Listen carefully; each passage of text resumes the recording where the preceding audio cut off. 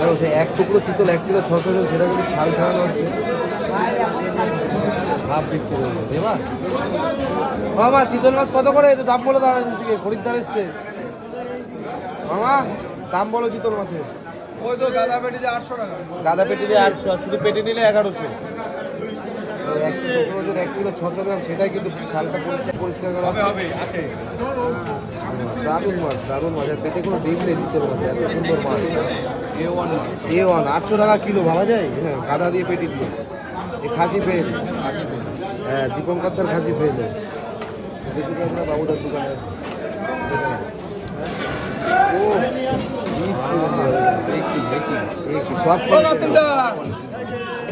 ও ওই এটা দেখেছো ভেটকি দেখেছো?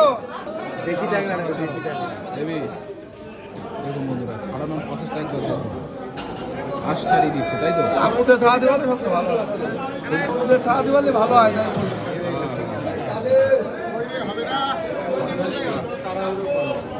চিতল এখনো আছে তো, ভালো চিতল।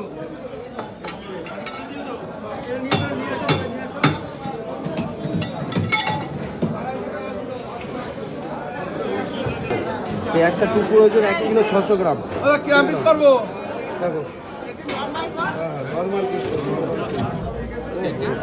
হচ্ছে, গাদা চলে গেল। কেটে দেবো না এইভাবে করবো? ফেলে দাও, ফেলে দাও, ফেলে দাও। দেখো দারুণ মাছ, চিতল মাছ।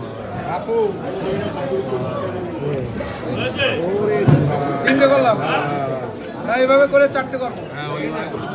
এইভাবে করে 4টে করি, ঠিক আছে? হ্যাঁ, টপ কোয়ালিটি চিতল, টপ কাটিং। 1 কেজি 550 পেটি, তারপরে 2100 টাকা করে হবে। ওরা 2200 টাকা।